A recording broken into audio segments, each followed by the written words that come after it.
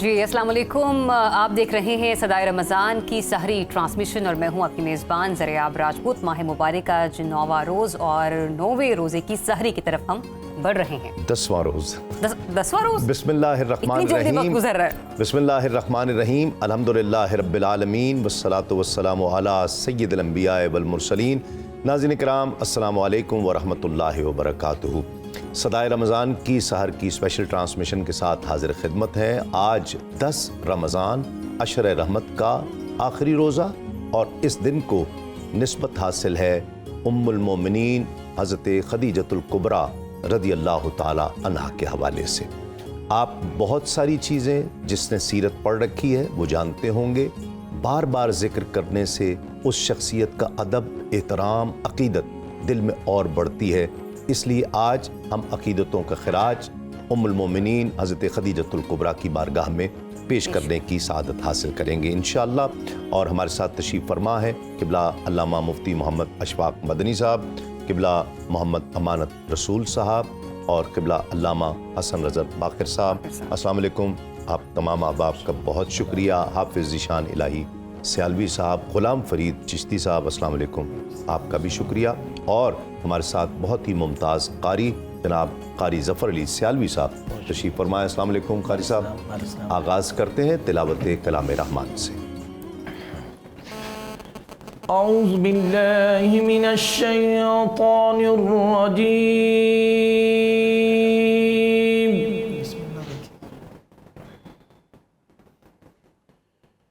بسم اللہ الرحمن الرحیم۔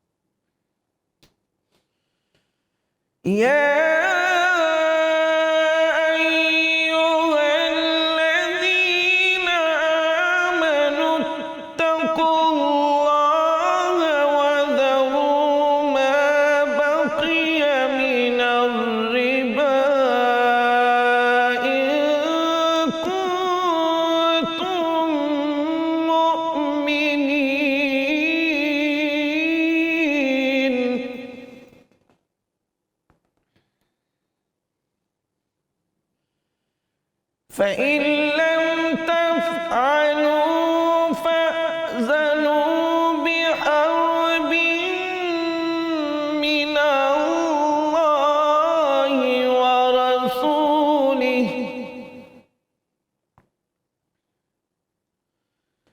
وَإِن تُبْتُمْ فَلَكُمْ رُءُوسُ أَمْوَالِكُمْ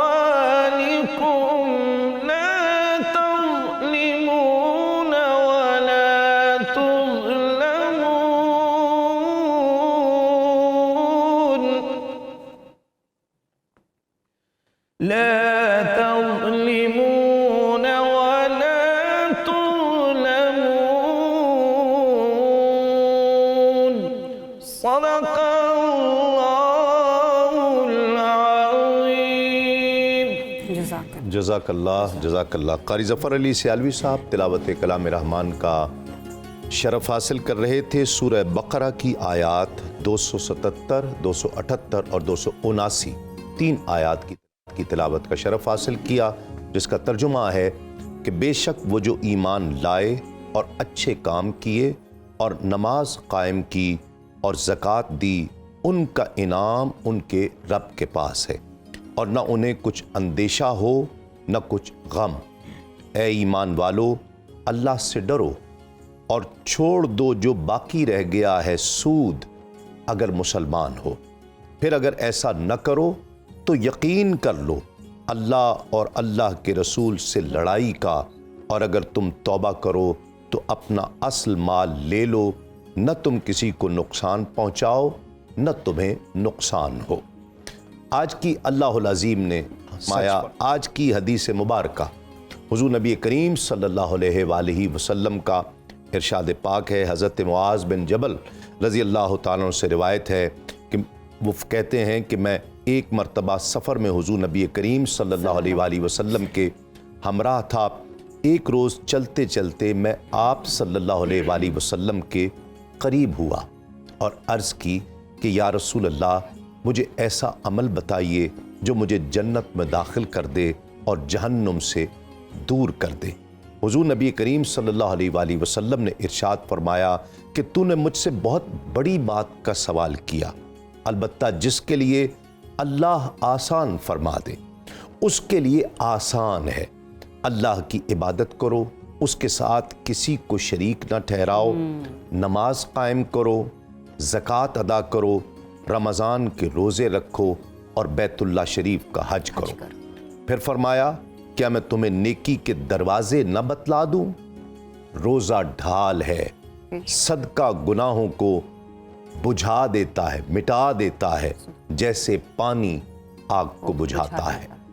ناظرین اکرام، آج کی حدیث پاک اور آج کا ٹاپک جس طرح عرض کیا گیا کہ 10 رمضان عشرہ رحمت آج ختم ہو رہا ہے، اور 10 دن کس طرح سے گزرے ہیں یہ پتہ ہی نہیں چلا کہ 10 روزے گزر چکے ہیں۔ عشرہ رحمت ہم سے جدا ہونے کو ہے، اور 10 رمضان کو نسبت حاصل ہے ملکۃ العرب ام المومنین حضرت خدیجۃ الکبریٰ رضی اللہ تعالی عنہا کی۔ آپ سے آقا علیہ الصلوۃ والسلام سے محبت کا تعلق، آقا علیہ الصلوۃ والسلام سے آپ کی وفا شعاری، آپ کی جانثاری، ہر موقع پر ام المومنین کا ساتھ کھڑے ہونا، آپ کو حوصلہ دینا، آپ کا حوصلہ بڑھانا، آپ کو دلاسا دینا، اور مشکلات کا دور تھا۔ ان مشکلات کے دور میں ام المومنین حضرت خدیجۃ الکبریٰ رضی اللہ تعالی عنہا نے جو کردار ادا فرمایا ہے وہ مثال ہے، وہ ایک مثال ہے، اور اس کی کوئی مثال نہیں ملتی جسے آقا علیہ الصلوۃ والسلام بھی ام المومنین کے وصال کے بعد بھی یاد فرمایا کرتے تھے۔ آپ کا کیا مقام اور مرتبہ تھا اسلام قبول کرنے کے تعلق سے، آقا علیہ الصلوۃ والسلام سے وفا شعاری کے تعلق سے، آپ کے مقام اور مرتبے کے تعلق سے انشاءاللہ ہم اپنی عقیدتوں کا خراج ام المومنین کی بارگاہ میں پیش کرنے کی سعادت حاصل کریں گے۔ مفتی صاحب، آغاز آپ سے، رتبہ مقام۔ بسم اللہ الرحمن الرحیم۔ کروڑوں درود و سلام ہوں حضرت محمد صلی اللہ علیہ وآلہ وسلم پر اور آپ کی آل پر۔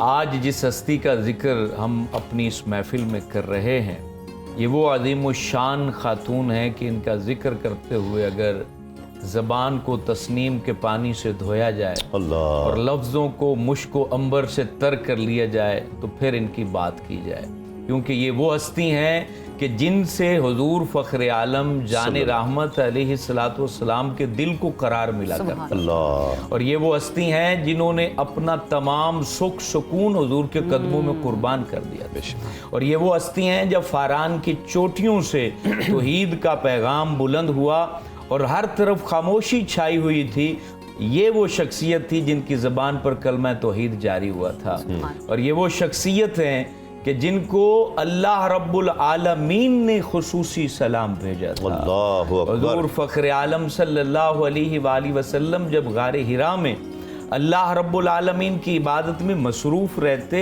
تو آپ کا کھانا لے کے آپ وہاں جایا کرتی تھی. اب آپ حساب لگائیں 25,000 فٹ بلندی پر وہ غار موجود ہے جو اس وقت نوجوان بھی وہاں پر چڑھیں تو بڑی مشقت اٹھانا پڑتی ہے. اب تو جانا سازگار ہے, اب تو سٹیپ بن چکے ہیں اور بڑی آسانی ہو جاتی ہے. اور اس دور میں جب یہ سہولتیں نہیں تھیں اور ایک خاتون ہو کر اور وہ کھانا لے کر آپ کے پیچھے جا رہی ہیں, تو جب غار حرا پہنچتی ہیں تو حضرت جبرائیل امین حاضر خدمت ہوتی ہیں اور عرض کرتے ہیں آقا آپ کی جو زوجہ تشریف لائی ہیں ان کو کہہ دیں اللہ ان کو سلام پیش کرتا ہے. تو بتائیے جس خاتون کو اللہ سلام پیش کرے تو اس کا مقام کتنا بلند ہوگا. اور یہ وہ شخصیت ہیں کہ جب حیا کے معنی ہی نہیں خواتین کو پتہ تھے اس وقت بھی یہ با حیا کہلائیں.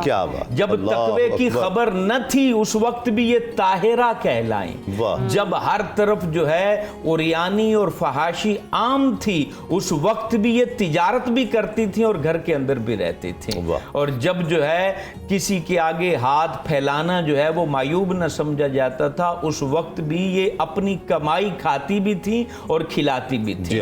جب لوگ ایک دوسرے کو کاٹنے دوڑتے تھے اس وقت یہ اپنا سارا مال حضور کے قدموں میں رکھ دیا اور عرض گزار ہوئی حضور یہ مال بھی آپ کا, میں بھی آپ کی, آپ جہاں چاہیں جس پر چاہیں جس طرح چاہیں اس کو خرچ کر سکتے ہیں. ایسا بعض دفعہ کیا ہوتا حضور فخر عالم صلی اللہ علیہ وسلم اپنے کسی عزیز و اقربا کو کچھ عطا کرنا چاہتے, آپ خود بھی بزنس کرتے تھے, یہ نہیں تھا کہ انہی کے مال کے اوپر اکتفا کرتے تھے, خود بھی آپ بزنس فرمایا کرتے تھے. تو جب دیتے ہوئے اگر آپ میں جھجک محسوس ہوتی تو آپ عرض کرتی حضور آپ جھجک کیوں محسوس فرما رہے ہیں, یہ سب کچھ آپ کا ہے, ہم تو آپ کے کنیز ہیں, ہم نے تو سب کچھ آپ کی بارگاہ میں پیش کر دیا ہے. الغرض یہ وہ ہستی ہیں جنہوں نے اپنی زندگی میں رحمت للعالمین کے لیے رحمت کا کردار ادا کیا اور ان کے لیے وہ سکون کے جو ہے وہ باب کھولے کہ زندگی کے بعد بھی حضور فخر عالم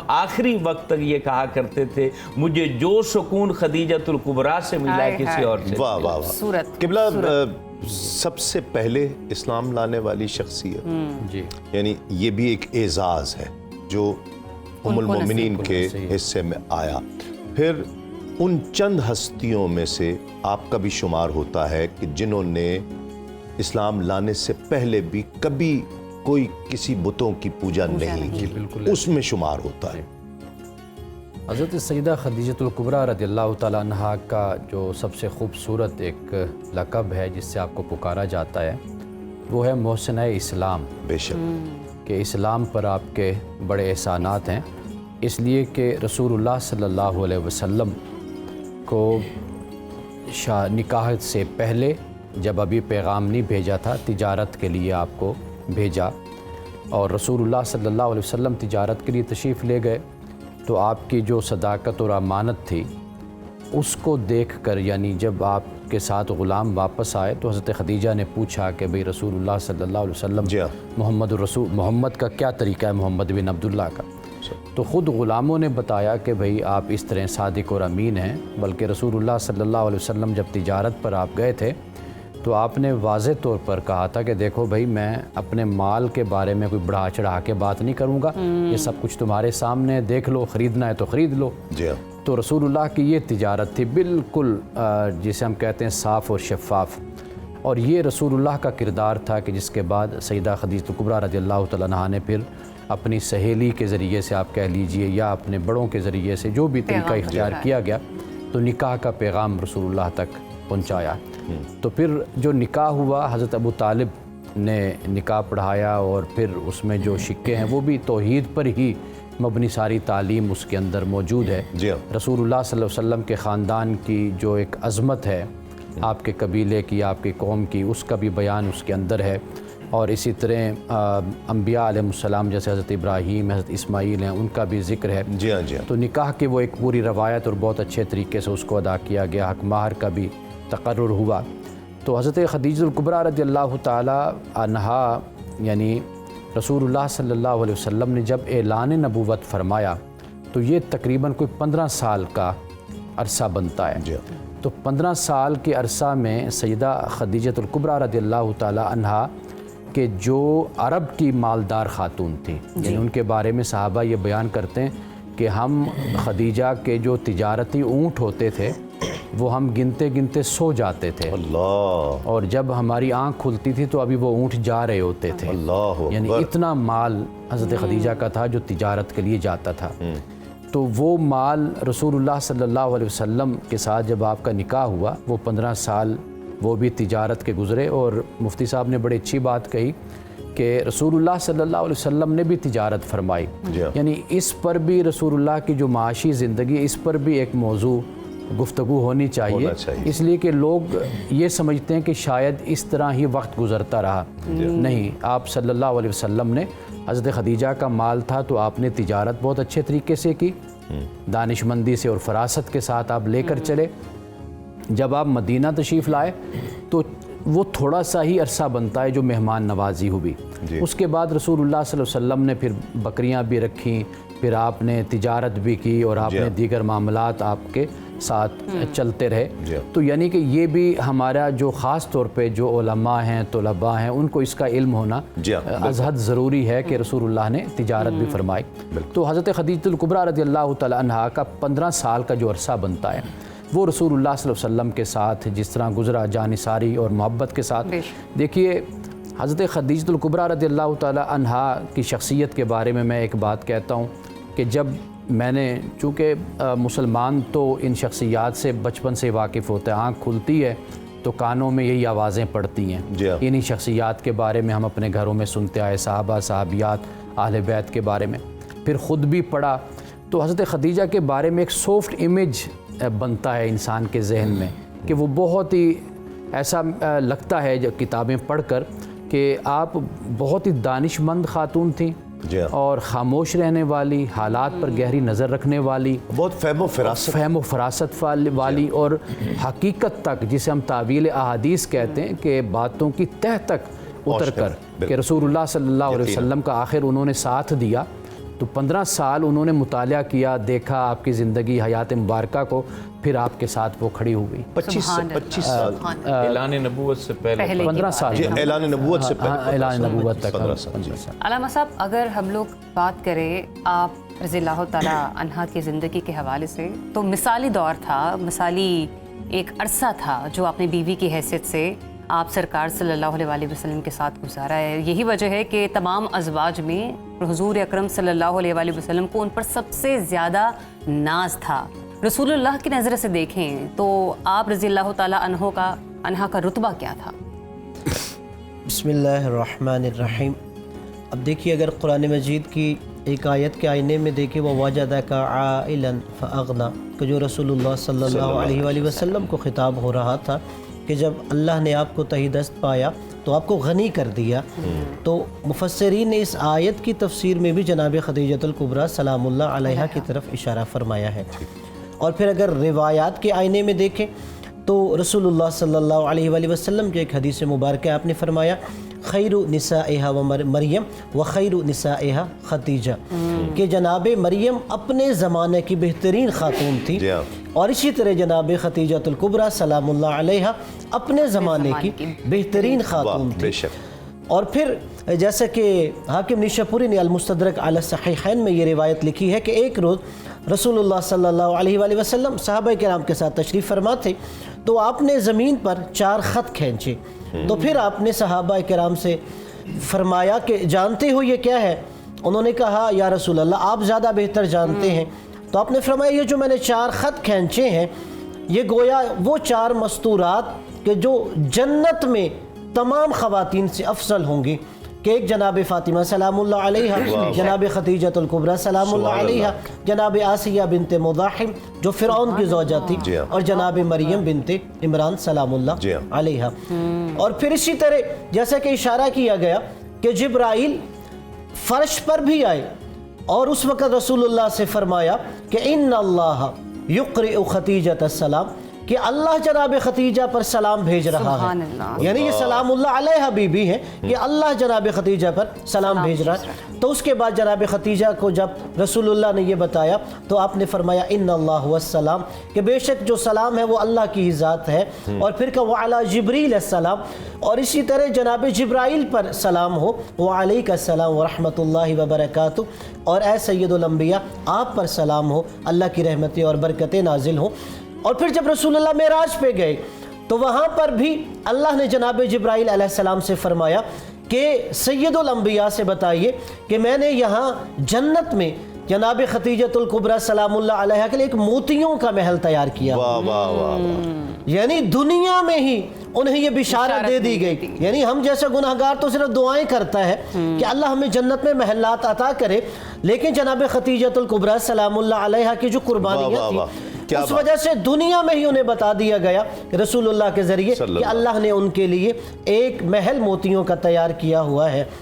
اور پھر آپ رسول اللہ کی پہلی شریکہ حیات ہیں، اور سب سے طولانی عرصہ آپ نے رسول اللہ کے ساتھ گزارا ہے۔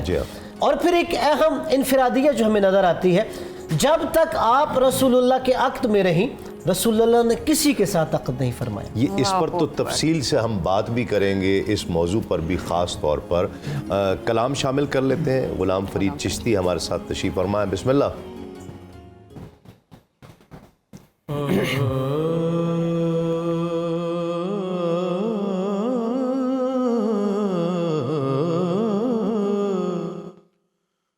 آسماں گر تیرے جلووں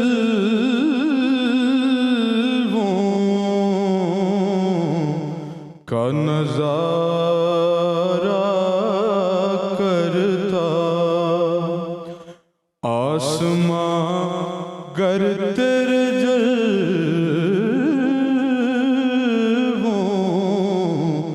کا نظارہ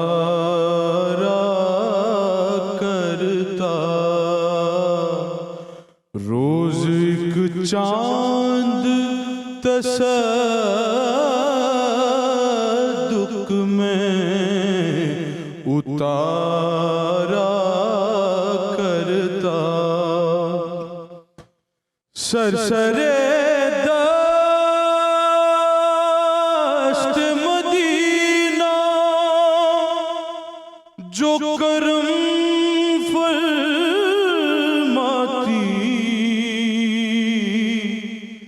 سرسرے دشت مدینہ جو کرم فرماتی،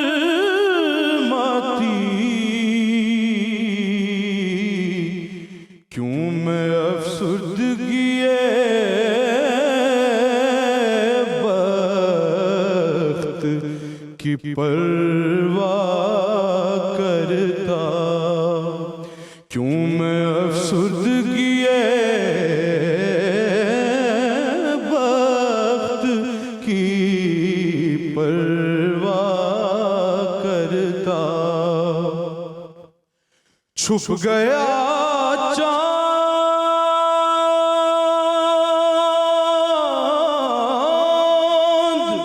اللہ نہ آئی تیرے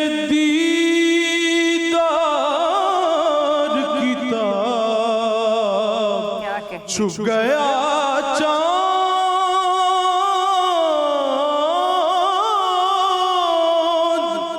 نہ آئی تیرے دیدار کی تاب، وہ اگر سامنے رہتا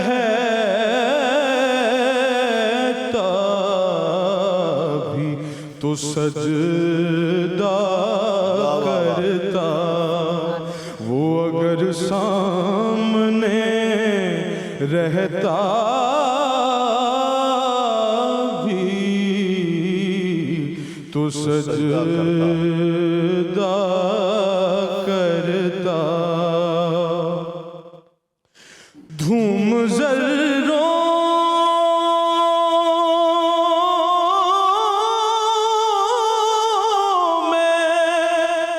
अनशम्स की पड़ जाती है धूम ज़र्रों में, अनशम्स की पड़ जाती है जिस तरफ से है गुजर चांद हमारा करता, आसमां गर तेरे जलवों का नजारा करता, रोज एक चांद तसद्दुक़ में उतारा करता।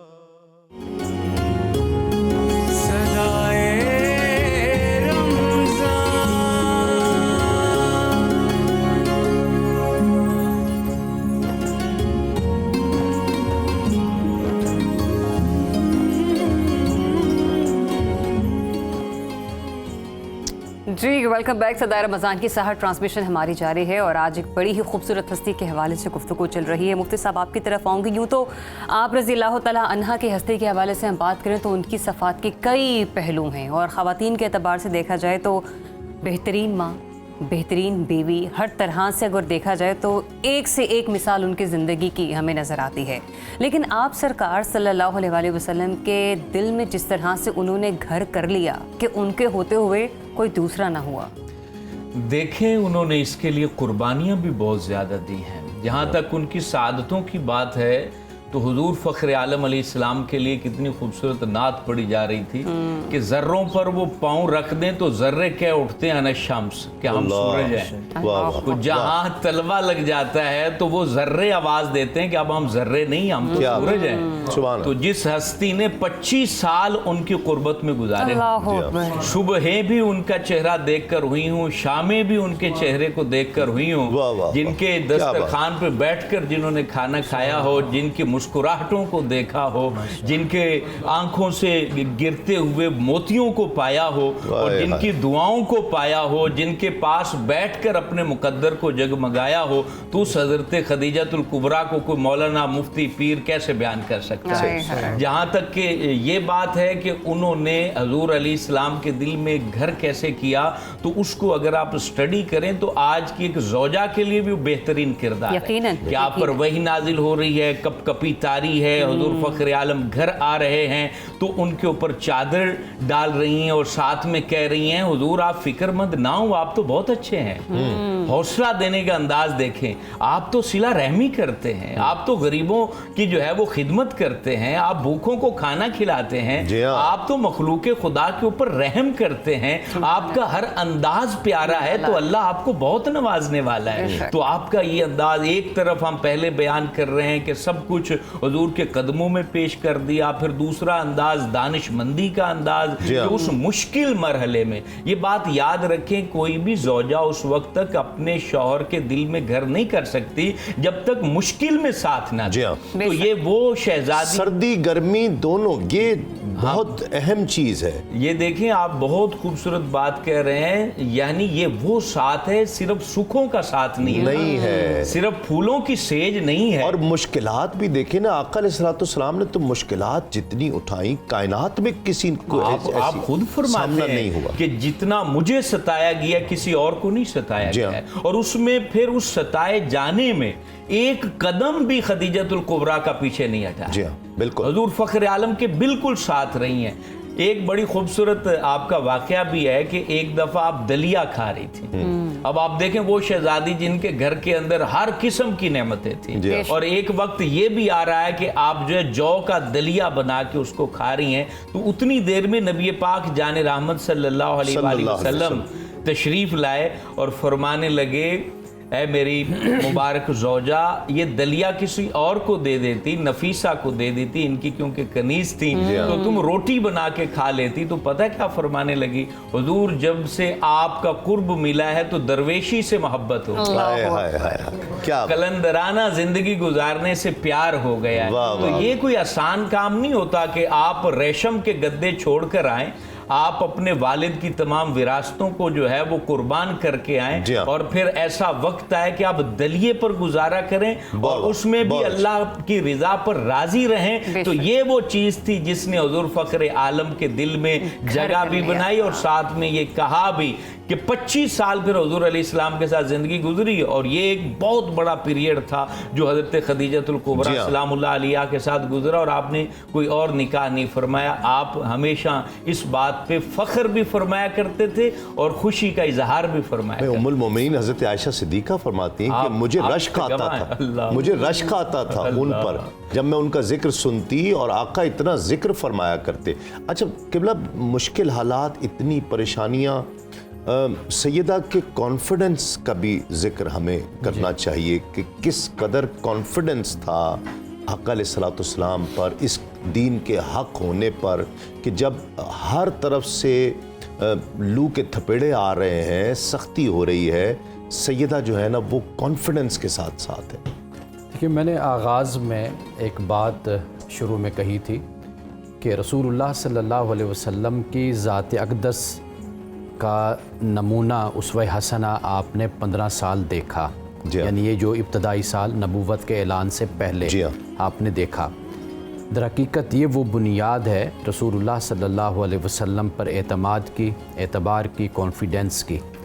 سیدہ خدیجہ الکبریٰ رضی اللہ تعالی عنہ کی صلاحیتوں میں سے ایک صلاحیت وہ حق کی پہچان بھی ہے نا، حق کی معرفت، اور یہ بہت بڑی چیز ہوتی ہے۔ اکثر ایسا ہوتا ہے کہ اپنے ہی پہچاننے سے محروم رہتے ہیں، یعنی کہ جو جتنا قریب ہوگا، جیسے وہ عربی کا ایک مقولہ ہے کہ جو ہم اثر ہونا ہوتا ہے در حقیقت یہی عداوت کی یا مخالفت کی وجہ ہوتا ہے۔ دنیا سے انسان چلا جائے، مر جائے انسان تو بڑھ جاتی ہے قیمت، زندہ رہے تو جینے کی سزا دیتی ہے دنیا۔ تو یہ معاملہ ہوتا ہے۔ حضرت خدیجہ الکبریٰ رضی اللہ تعالی عنہا کا کانفیڈنس، آپ کا ایمان، وہ در حقیقت اللہ سبحانہ وتعالیٰ نے وہ جو نیک فطرت آپ کو عطا کی اور نیک عادت آپ کو عطا کی، اور وہ حق کو قبول کرنے کے لیے جو طبیعت میں آسانی وہ اللہ نے آپ کو عطا کی۔ اور پھر رسول اللہ صلی اللہ علیہ وسلم کا در حقیقت یہاں پر آپ علیہ الصلوۃ والسلام کی سیرت کو جب سیرت نگاروں نے بیان کیا ہے تو وہ تمام جو شخصیات جو ایمان لانے والی ہیں، وہ ازواج ہیں، وہ صحابہ ہو، صحابیات ہیں، انہوں نے اس بات کو بیان کیا کہ رسول اللہ صلی اللہ علیہ وسلم کا اپنا جو کردار اور اخلاق ہے وہ اتنا بلند تھا، اتنا بلند تھا کہ جو بھی حق کو تلاش کرنے والا تھا وہ رسول اللہ پر ایمان لایا ہی لایا ہے۔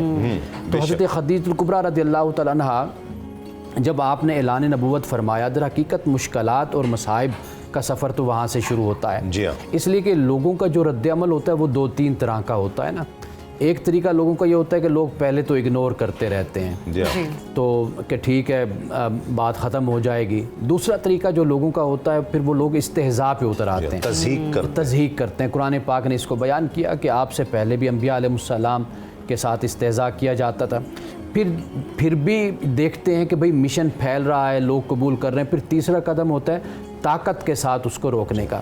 اصل یہ تینوں جو طریقے ہیں یہ حضرت خدیجہ الکبریٰ رضی اللہ تعالی عنہا کی زندگی میں رسول اللہ صلی اللہ علیہ وسلم نے برداشت کیے، آپ نے بھی برداشت کیے کہ پہلے کفار نے تو اگنور کیا کہ ٹھیک ہے دیکھا جائے گا کیا ہوتا ہے بلا، پھر دوسرا جو قدم اٹھایا گیا وہ دیکھا کہ بھئی یہ تو رکنے پہ نہیں آ رہے، تو پھر استہزاء اور تضحیک کا سلسلہ، پھر رسول اللہ صلی اللہ علیہ وسلم کو جو ایذا رسانی ہوئی اور جو تکالیف پہنچائیں گی۔ تو یہاں پر میں صرف ایک بات کہہ کے اپنی بات کو مکمل کروں گا کہ رسول اللہ صلی اللہ علیہ وسلم حضرت خدیجہ کے وفات کے بعد آپ کو بہت زیادہ یاد کیا کرتے تھے، اور آپ کا ایک جملہ، آپ کی ایک حدیث، آپ نے فرمایا کہ کوئی دکھ ایسا نہیں ہوتا تھا کہ جو مجھے باہر سے کفار سے ملے اور میں گھر میں آؤں اور خدیجہ کے پیارے پیارے جملوں سے میرا وہ دکھ اور زخم مندمل نہ ہو جائے۔ تو یہ یعنی کہ حضرت خدیجہ رضی اللہ تعالی عنہا کی مثال ہے، جیسے مفتی صاحب فرما رہے تھے کہ جب آپ گھر تشریف لائے تو حدیث کے الفاظ ہیں بخاری کے کہ اللہ کی قسم اللہ آپ کو رسوا نہیں کرے گا، یہ الفاظ ہیں، اس لیے کہ آپ مہمان نوازی کرتے ہیں، آپ جو لوگ آتے ہیں پانی ان کو پلاتے ہیں، اور آپ جو لوگ دکھی ہیں آپ ان کا مداوع کرتے ہیں، آپ غریبوں کی مدد کرتے ہیں، جو مصیبتوں میں گھرے ہوئے لوگ ہیں آپ ان کے ساتھ چلتے ہیں۔ تو یہ الفاظ ہیں، یہ رسول اللہ صلی اللہ علیہ وسلم کے وہ جو 15 سال 16 سال کی زندگی ہے، در حقیقت خلاصہ یہی تھا کہ جس بنیاد پر حضرت خدیجہ نے رسول اللہ صلی اللہ علیہ وسلم کا ساتھ دیا اور پھر آگے چلے۔ یقیناً علامہ صاحب، امانت رسول صاحب نے محسنہ اسلام کی حیثیت سے ان کے کردار پر بہت روشنی ڈالی، مفتی صاحب نے ان کے بیوی کی حیثیت کے کردار کو بڑا بہترین انداز میں ہمارے سامنے پیش کیا۔ بطور ماں اولاد کی تربیت اگر ہم دیکھیں تو آج کی خواتین کے لیے ان کی زندگی کتنا بڑا عملی نمونہ ہے؟ اب دیکھیے جناب ام المومنین خدیجہ الکبریٰ سلام اللہ علیہا کو اگر ایک ماں کی حیثیت سے میں دیکھوں تو اس سے پہلے ایک میں جملہ عرض کروں گا کہ یہ ایک نورانی خواب بھی تھا جو جناب خدیجہ الکبریٰ سلام اللہ علیہا نے ماں بننے سے پہلے، زوجہ بننے سے پہلے دیکھا تھا، کہ جسے سیرت نگاروں نے لکھا کہ آپ اکثر رات کو تاریکی میں اپنی سہیلیوں کے ساتھ خانہ کعبہ کے طواف کے لیے تشریف لے جاتی تاکہ جب تاریکی ہو جائے تو آپ کے حجاب کی بھی حفاظت ہو اور آپ خانہ کعبہ کا طواف فرمائیں۔ کہتے ایک شب آپ نے خانہ کعبہ کا طواف کیا تو اس کے بعد بیت اللہ کے پاس کھڑے ہو کے کعبہ کے رب سے راز و نیاز کرنے لگی، اور جب عبادت کر کے آپ گھر تشریف لے کے آئیں تو آپ نے خواب دیکھا کہ ایک سورج مکہ معظمہ میں خانہ کعبہ کی پشت سے طلوع ہو رہا ہے، اللہ، اور اس نے پہلے سارے بطحاء کو روشن کیا اور پھر وہ روشن ہوتے ہوئے میرے گھر میں سورج اتر آیا، اللہ، اور ساری دنیا کے لوگ میرے گھر آ کے اس سورج کے نور کی زیارت کرنا چاہتے ہیں۔ اب وہ کہتی ہیں کہ وہ خواب دیکھ کر اٹھ کے بیٹھ گئی اور ایک عجیب سی کیفیت دل میں تھی، اور اس کے بعد تھوڑی دیر بعد پھر آرام کرنے لگی، اب صبح کا انتظار کرنے لگی۔ جب کہتے ہیں کہ سورج طلوع ہو گیا تو آپ اپنے چچا زاد بھائی جناب ورقہ بن نوفل کے پاس تشریف لے گئے اور انہیں اپنا یہ خواب سنایا کہ میں نے ایک یہ نورانی خواب دیکھا ہے کہ سورج طلوع ہوتا ہے خانہ کعبہ کے پاس سے اور میرے گھر میں اتر آتا ہے، ساری دنیا میرے گھر اس سورج کی زیارت کے لیے آتی ہے۔ تو انہوں نے کہا آپ کو مبارک ہو، یہ ایک باعث برکت خواب ہے کہ نور نبوت یہی خانہ کعبہ بطحاء سے طلوع ہوگا اور پھر وہ نور نبوت آپ کے گھر میں تشریف لائے گا اور گویا آپ کا گھر اس نور نبوت کی زیارت کا مرکز بن جائے۔ واہ واہ واہ، سبحان اللہ، سبحان اللہ۔ اور یہی جناب سیدہ کے جو کردار کی پاکیزہ تھی کہ جب لوگ جاہلیت کے معاشرے میں قدم قدم پہ گناہوں سے آلودہ ہو رہے تھے، زمانہ جاہلیت میں بھی ان کو طاہرہ کہا جاتا تھا، واہ واہ واہ، اور پھر نظر انتخاب رسول اللہ پہ ٹھہری، اور اب ماں کی حیثیت سے دیکھا جائے بت پرستی دیکھے نا، رسم تھی، رواج تھا، ایسا ہی ہے۔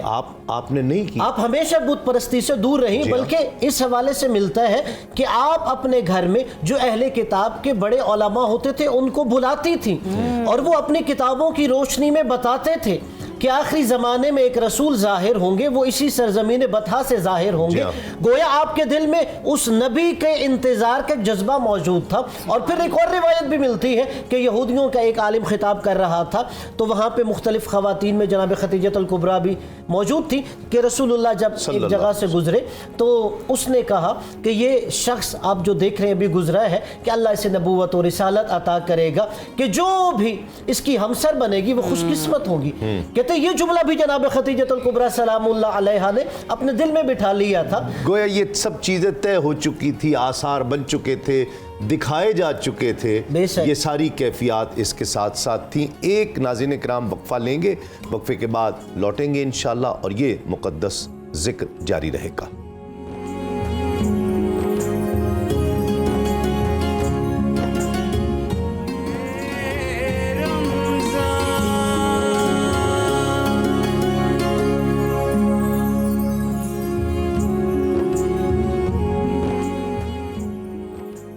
جی ویلکم بیک ونس اگین۔ صدائے رمضان سحر ٹرانسمیشن ہماری جاری ہے اور یہ سیگمنٹ ہے ہمارا بڑا ہی پیارا سنہری بات کا، اور صابری صاحب ہمیشہ کی طرح آج بھی ایک سنہری بات آپ کے ساتھ شیئر کریں گے، لیکن سنہری بات شامل کرنے سے پہلے ہم بڑھتے ہیں کلام کی طرف۔ تو غلام فرید چشتی صاحب گزارش ہے آپ سے۔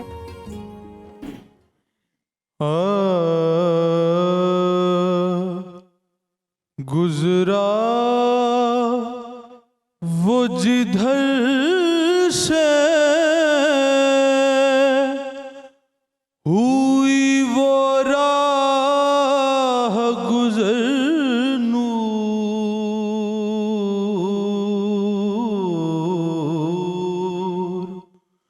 اس نور مجسم کی ہے ہر شام و سحر نور،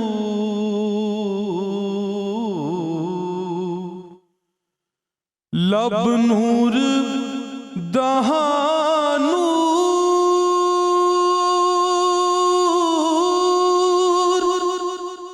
زبان نور، بیان نور، دل نور، جگر نور، جبین نور، نظر نور، دل نور، جگر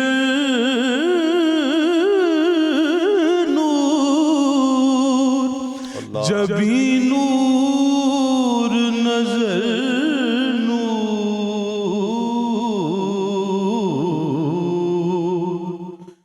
سرتاب قدم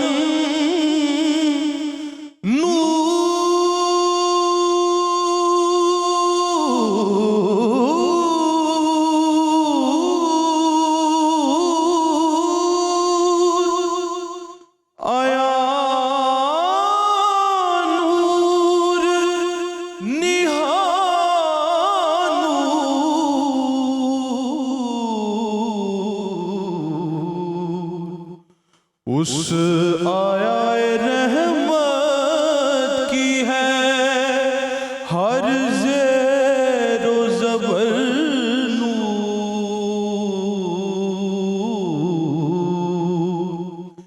کیوں کرنا ہو زہرا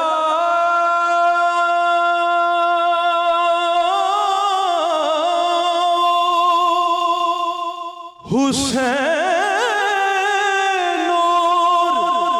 حسن نور، سبحان اللہ، کیوں کرنا ہو زہرا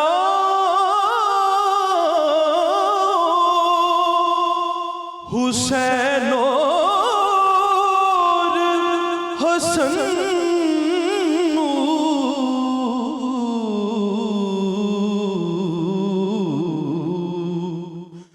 اس نخل رسالت کا ہے ہر برگ و ثمر نور،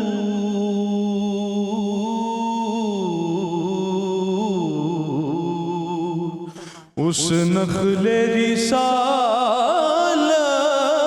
کا ہے ہر برگ و ثمر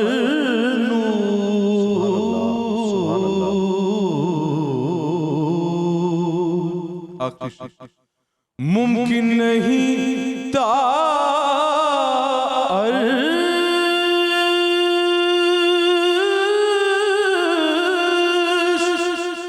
ہر انسان کی رسائی،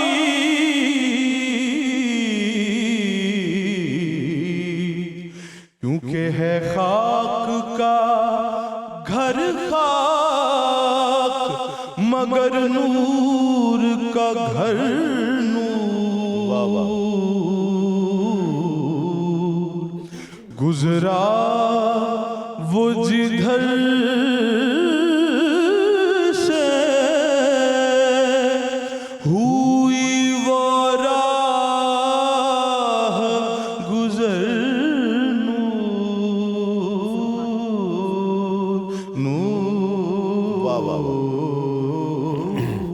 کیا کہہ لیں، سبحان اللہ۔ ناظرین کرام، وقت ہے سنہری بات کا، اور آج کی سنہری بات نماز پڑھنے کے تعلق سے ہے، اور نماز ارکان اسلام میں سے ایک بنیادی رکن ہے۔ قرآن مجید میں کم و بیش 700 مقامات پر، بلکہ اس سے بھی زیادہ نماز پڑھنے کا حکم آیا ہے، اس کی اہمیت کی طرف اشارہ ہے، اور وہ کہتے ہیں نا کہ نماز مومن میں اور کافر میں بنیادی فرق ہے۔ وہ نماز ہے، اور قیامت والے دن بھی نماز کے بارے میں سب سے پہلے سوال کیا جائے گا۔ حضور نبی کریم صلی اللہ علیہ وآلہ وسلم کا ارشاد پاک ہے، جس کا مفہوم ہے کہ آقا علیہ الصلوۃ والسلام نے فرمایا کہ اگر کسی شخص کے دروازے پر ایک نہر جاری ہو اور وہ اس نہر میں 5 مرتبہ نہائے تو کیا یہ تم خیال کرتے ہو کہ اس پر کوئی میل باقی رہ جائے گی؟ تو صحابہ کرام نے عرض کی کہ یا رسول اللہ نہیں، ہرگز ایسا نہیں ہو سکتا کہ 5 مرتبہ نہانے والا کس طرح اس کے جسم پر میل باقی رہے گا؟ آقا علیہ الصلوۃ والسلام نے فرمایا نماز اسی طرح 5 وقت کی نماز انسان کے گناہوں کو مٹا دیتی ہے، ختم کر دیتی ہے۔ نماز کے بہت سے میڈیکل سائنس فائدے بتاتی ہے۔ یہاں ایک وضاحت ضروری ہے، ہم نماز میڈیکل سائنس کے فائدے بتانے یا توثیقات کی وجہ سے نہیں پڑھتے ہیں، ہم نماز اسے اللہ کا حکم جان کر، اللہ کے رسول کا حکم جان کر پڑھتے ہیں۔ ہم نماز اللہ اور اس کے رسول کی رضا اور خوشنودی کے لیے پڑھتے ہیں۔ ہاں یہ اور چیز ہے کہ سائنسی توثیقات ہمارا ایمان مزید پختہ کر دیتی ہے، یقین، کانفیڈنس بڑھا دیتی ہے اور اللہ اور اس کے رسول کے زیادہ قریب کر دیتی ہے، میرا سمجھنا ایسا ہے۔ اس لیے اور پھر یہ بھی دیکھنا کہ سائنس آج 1400 سال بعد پیچھے پیچھے چل رہی ہے، صرف اس سنہری بات کا مقصد یہ ہوتا ہے، ورنہ سب سے اہم یہ آپ بھی جانتے ہیں اور میں بھی جانتا ہوں کہ ہمارے لیے اللہ اور اس کے رسول کا حکم سب سے زیادہ امپورٹنس رکھتا ہے۔ سائنس اس طرح سے امپورٹنس نہیں رکھتی ہے، وہ توثیق کرے یا نہ کرے۔ نماز کے حوالے سے بہت سی ریسرچز کی گئیں، ورزش کے حوالے سے ریسرچز کی گئیں کہ کس طرح سے ورزش 17,000 اسٹوڈنٹس پر ایک ریسرچ کی گئی کہ جو بچے ورزش کرتے ہیں یا جو لوگ ورزش کرتے ہیں ان کو موت جلدی نہیں آتی ہے، جو ورزش نہ کرنے والے ہیں ان کو بیماریاں جلدی آ کر گھیرتی ہیں۔ اور میڈیکل سائنس کہتی ہے کہ دن میں 24 گھنٹے میں کم از کم آدھا گھنٹہ ورزش ضرور کرنی چاہیے، جس سے جسم جو ہے وہ توانا رہتا ہے اور مضبوط رہتا ہے اور اس کا مدافعتی نظام بھی زیادہ بہتر رہتا ہے۔ نماز پر جب ریسرچ کی گئی تو اس کا رکوع، اس کا سجدے میں جانا، پھر واپس پلٹنا، پھر رکوع، سجدہ، تشہد، اگر نماز کے ارکان کو اس کی شرائط کے ساتھ پراپر طریقے سے نماز کو ادا کیا جائے تو میڈیکل سائنس کہتی ہے کہ اس سے اچھی ایکسرسائز کوئی نہیں ہے، اس لیے کہ یہ سر سے لے کر پاؤں تک کے ایک ایک عضو کی ایکسرسائز نماز کے دوران ہوتی ہے۔ خون کی روانی بہتر ہوتی ہے، انسان کے مسلز مضبوط ہوتے ہیں، انسان کے جسم سے سٹفنس ختم ہو جاتی ہے اور نیند بہت اچھی آتی ہے۔ نیند بہت اچھی آتی ہے اگر آپ پراپر طریقے سے نماز پڑھیں۔ پھر اس کے بعد انسان کا ڈائجسٹو سسٹم بہت اچھا ہو جاتا ہے۔ نماز فجر سے لے کر عشاء تک جتنی رکعات کی ترتیب اور تقسیم ہے، یہ اتنی خوبصورت انداز سے تقسیم ہے، اتنی پراپر تقسیم ہے کہ اس کو آقا علیہ الصلوۃ والسلام کے فرمان کی اس طرح توثیق ہو رہی ہے۔ میڈیکل سائنس ہمیں یہ بات آج بتا رہی ہے، میرے آقا نے ہمیں یہ بات آج سے 1400 سال پہلے بتا دی تھی۔ کیا بات ہے سرکار دو عالم صلی اللہ علیہ وآلہ وسلم کی کہ پھیلائے ہوئے گوشۂ دامان تجسس سائنس محمد کا پتہ پوچھ رہی ہے۔ کلام شامل کرتے ہیں، حافظ ذیشان الہی سیالوی ہمارے ساتھ تشریف فرما ہے۔ بسم اللہ حافظ صاحب۔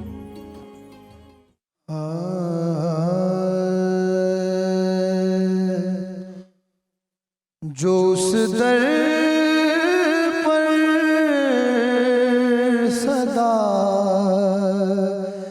دیتا نہیں ہے، جو اس در پر صدا دیتا نہیں ہے، اسے کچھ بھی خدا دیتا نہیں ہے، جو اس در پر صدا دیتا نہیں ہے، نہیں ہے واسطہ اس کا خدا سے،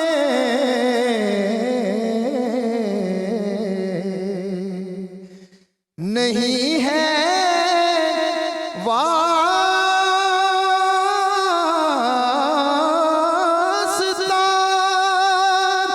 اس کا خدا سے، جو تیرا واسطہ دیتا نہیں ہے، جو تیرا واسطہ دیتا نہیں ہے،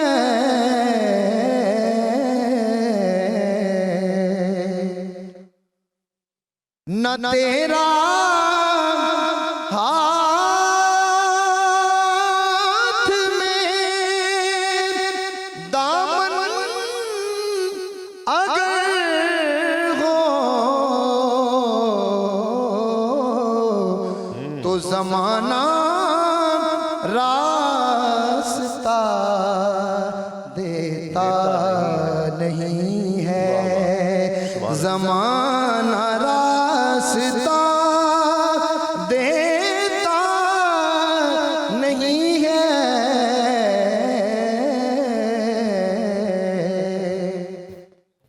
کبھی اغیار کی ناصر گلی میں گدا تیرا صدا دیتا نہیں ہے، گدا تیرا صدا دیتا نہیں ہے، جو اس در پر صدا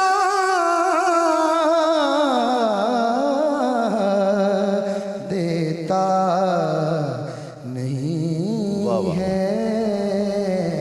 بہت خوب، ماشاءاللہ ماشاءاللہ، بہت خوب۔ ناظرین کرام، وقفہ لیں گے، وقفہ ہیڈ لائنز کے لیے ہے، ہیڈ لائنز آپ دیکھ لیجئے، وقفے کے بعد لوٹتے ہیں اس یقین کے ساتھ آپ کہیں نہیں جائیں گے۔ دیکھتے رہیے صدائے رمضان۔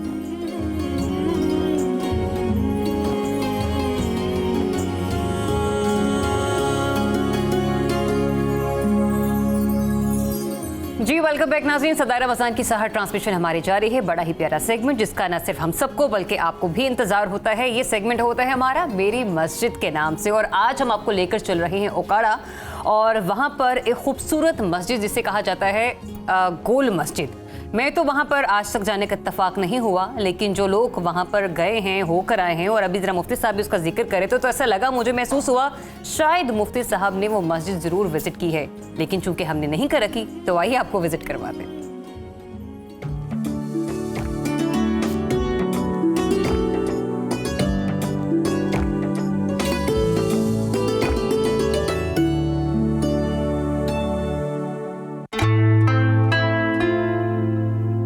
اوکاڑا کی تاریخی مسجد، مسجد عثمانیہ، جس کو گول مسجد بھی کہا جاتا ہے، یہ مسجد اوکاڑا شہر کے سب سے بڑے تجارتی مرکز کے درمیان میں واقع ہے، اور اس مسجد کو 4 بازاروں نے گھیر رکھا ہے۔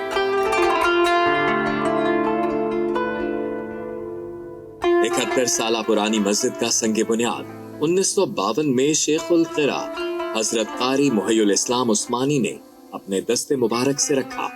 اس مسجد کی خاص بات یہ ہے کہ اس میں 120 دکانیں جن میں تجارتی مراکز، 40 کوٹھیاں جن کو دکاندار گودام کے طور پر استعمال کرتے ہیں۔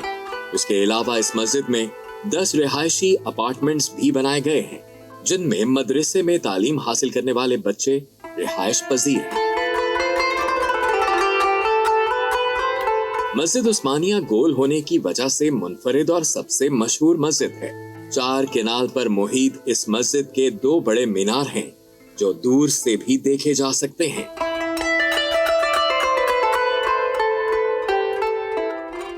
قرآن مجید میں سورتوں کی 114 تعداد کے پیش نظر مسجد کے شمالی اور جنوبی میناروں میں سیڑھیوں کی تعداد بھی 114 رکھی گئی ہے۔ مسجد میں بیک وقت نماز کی ادائیگی کے لیے 2000 نمازیوں کی گنجائش رکھی گئی ہے۔ مسجد کے اندر 3 بڑے حصے بنائے گئے ہیں۔ سب سے پہلا حصہ جس میں نماز ادا کی جاتی ہے، جس کو مختلف قسم کے پتھروں سے بنایا گیا ہے۔ اس میں اللہ کے پاک کلام کی نقش و نگاری کی گئی ہے۔ اس مسجد کی خاص بات یہ بھی ہے کہ مسجد کے اندرونی دروازے میں مسجد کا مکمل نقشہ بنایا گیا ہے۔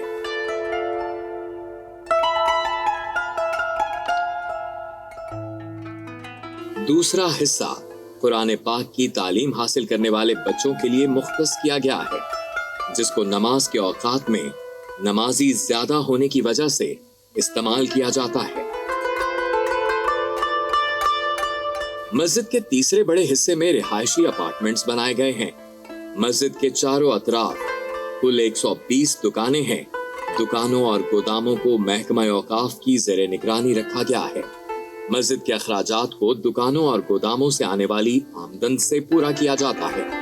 مسجد میں کمرشل دکانیں اور گودام ہونے کی وجہ سے مسجد کی تعمیر کے لیے 2 بار بجٹ پاس ہونے کے باوجود اسے دوبارہ تعمیر نہیں کیا جا سکا ہے۔ جی، تو انتہائی خوبصورت مسجد، اور مسجد کے ساتھ ساتھ مفتی صاحب ہماری اس میں نالج میں مزید اضافہ بھی کر رہے تھے، بتا رہے تھے کہ جو اس کے اطراف کے لوگ ہیں وہ وہاں پر جاتے ہیں تو بکرے کی کڑھائی غالباً بڑی مشہور ہے۔ اس پہ میں نے صابر صاحب سے پوچھا کہ آپ نے کبھی وہاں جا کے سحری کی، تو انہوں نے کہا کہ ذرا اب سحری کرنے کو تو موقع نہیں ملا، لیکن اوکاڑا ان کا اکثر آنا جانا لگا رہتا ہے۔ بٹ اینی ویز اب بڑھتے ہیں جناب ذرا خواب کی تعبیر کی طرف۔ محمد تنویر صاحب ہیں مظفر گڑھ سے، اور خواب میں وہ یہ دیکھتے ہیں کہ میں دیکھ رہا ہوں کہ میں بول نہیں پا رہا ہوں، کچھ کہنا چاہ رہا ہوں لیکن زبان سے الفاظ کی ادائیگی ممکن نہیں ہو پا رہی، گویا کہ وہ شاید خود کو گونگا محسوس کر رہے ہیں۔ صابری صاحب۔ تنویر صاحب، خواب یہ اچھا نہیں ہے، اس کی تعبیر اچھی نہیں ہے۔